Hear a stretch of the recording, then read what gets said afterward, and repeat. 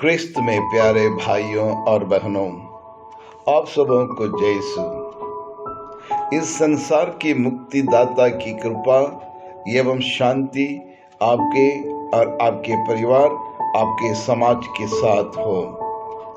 आज हम 40 काल का दूसरा इतवार मना रहे हैं।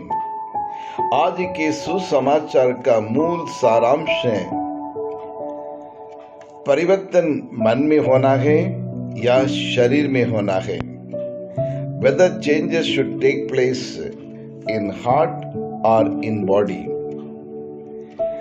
The great professor Charles F. Catherine says, the world hates changes, but only changes are the seed that can fetch a development in a social life as well as in one's personal life.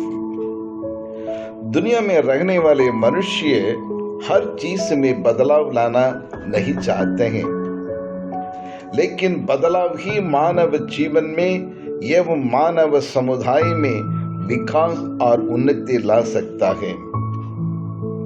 There is nothing in this world that which doesn't need change. Everything needs a change and everything changes.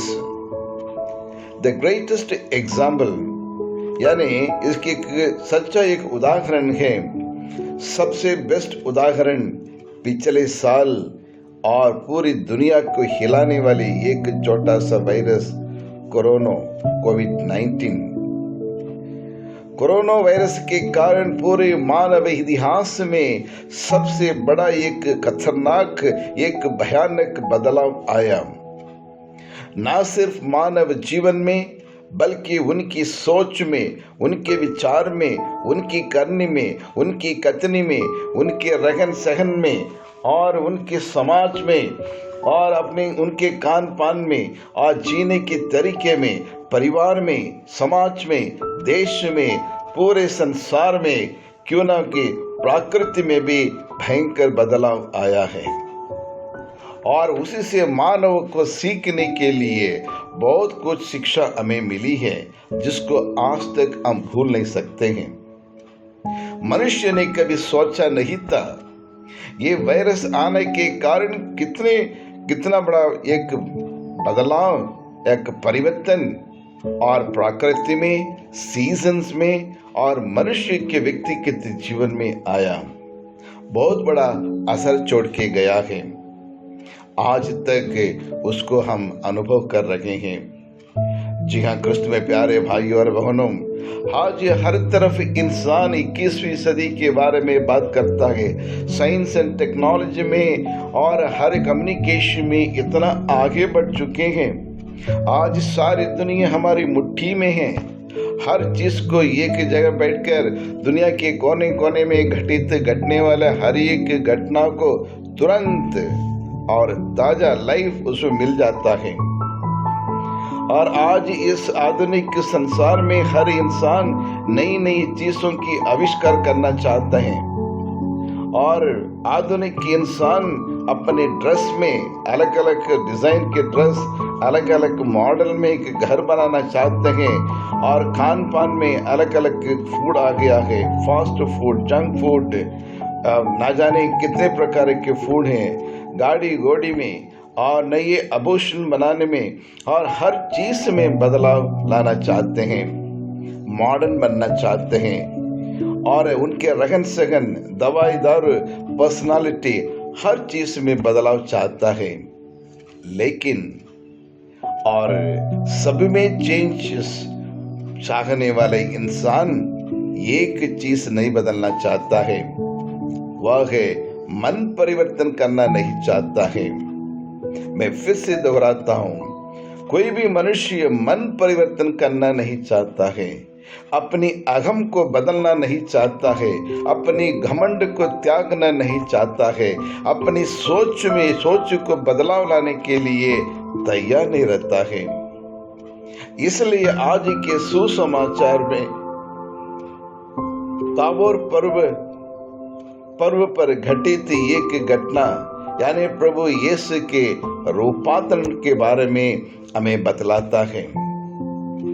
और प्रभु यीशु क्रिस्त का प्रकटन न सिर्फ परलोक पिता से बल्कि स्वर्गदूतों, शैतान, यूहन्ना बपतिस्मा के द्वारा प्रभु यीशु की महिमा, प्रभु ईश्वर की पवित्रता और मेरे प्यारे पुत्र यही है, इस पर मैं अत्यंत प्रसन्न हूं करके, और ईश्वर का मेमना यही है जो संसार के पाप को हराने वाला परमेश्वर करके और उन्हें प्रकट किया है।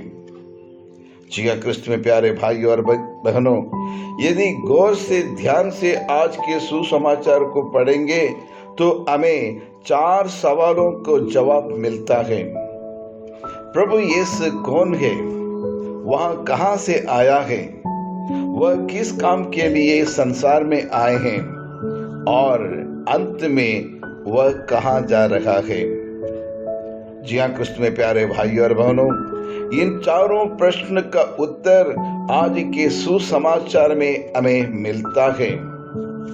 प्रिय विश्वासियों, आज का सुसमाचार हमें ताबोर पर्वत में प्रभु यीशु का रूपांतरण का अनुभव करने के लिए हमें निमंत्रण देता है। जी हाँ, क्रिस्त में प्यारे भाई और बहनों, यीशु का रूपांतरण क्यों हुआ है, किन कारण से रूपांतरण हुआ है। प्रभु यीशु का रूपांतरण की इस घटना से हमें से हर एक क्रिस्तीय को कौन सी शिक्षा मिलती है। जब से प्रभु यीशु सार्वजनिक कार्य प्रारंभ किया, अपने सुसमाचार के प्रचार, प्रवचन, चमत्कार द्वारा अपने आप को प्रकट करते आए थे, फिर भी अपने जीवन के अंत में भोगने वाले दुख, तकलीफ एवं क्रूस मरण के द्वारा पाने वाली शक्ति को अपने शिष्यगण जानने के लिए पेतरुस, याकूब और यूहन्ना के सामने अपने दैवीय शक्ति प्रकट किया है। रूपांतरण का मतलब ये होता है कि यह घटना प्रभु यीशु की दैवीय शक्ति को प्रकट करता है। दूसरा, यीशु का मिशन कार्य गलीलिया से प्रारंभ होकर कलवारी तक पहुंचने के लिए वह मनुष्य बनकर आया और ईश्वर बनकर जी उठे हैं। तीसरा, ईश्वर की मुक्ति योजना को पूरा करने के लिए और ईश्वर के सामर्थ्य, शक्ति, बल और ईश्वर की उपस्थिति की जरूरत होती थी। और चौथा, और इस घटना के द्वारा प्रभु यीशु अपने शिष्यों के विश्वास को मजबूत और दृढ़ बनाना चाहते थे। और पांचवा, दुख, तकलीफ, वेदना, क्रूस के बिना मानव जीवन में कुछ भी हासिल नहीं कर सकते हैं। कोई भी मनुष्य अपने लक्ष्य को पा नहीं सकते हैं। मंजिल पाना उतना आसान नहीं है। जी हाँ प्रिय विश्वासियों, दुख के बिना सुख नहीं है। कठिन परिश्रम के बिना जीवन में हम आगे नहीं बढ़ सकते हैं। प्रभु यीशु का रूपांतरण हमारा जीवन का शुरुआत है। हर इंसान मुक्ति पाने के लिए प्रभु यीशु का रूपांतरण और हुआ है। कैसे? ताबोर पर्वत पर अपनी महिमा, आनंद एवं सामर्थ्य को प्रकट करने वाले प्रभु यीशु ओलीव पर्वत पर खून की पसीना बहाना पड़ा। यीशु के साथ 3 साल रखने वाले यूदस प्रभु यीशु को बिट्रे किया है और उन्हें पकड़वाया है। भावना में बहकर पेतरुस ने उस सोल्जर के कान को उड़ा दिया और प्रभु यीशु को कैदी के रूप में वहां पकड़ाया गया है। इतना ही नहीं, और इसी पर्वत पर कलवारी पर हमारे लिए प्राण देते हैं हमारे प्यारे यीशु। और हमें और आपको सुंदर रूप देने के लिए प्रभु यीशु को अपने रूप को खोना पड़ा है। इस ताबोर अनुभव ही प्रभु यीशु को कलवारी पर्वत पर हमें मुक्ति दिलाने के लिए हिम्मत एवं साहस दिलाया था। दुख, पीड़ा, वेदना, क्रूस मरण के द्वारा ही मानव जीवन में विकास, उन्नति, मुक्ति और लक्ष्य प्राप्त कर सकते हैं। और यही शिक्षा हमें सिखाया है आज के प्रभु यीशु के रूपांतरण। जी हाँ प्रिय विश्वासियों, आज हमारी बारी है।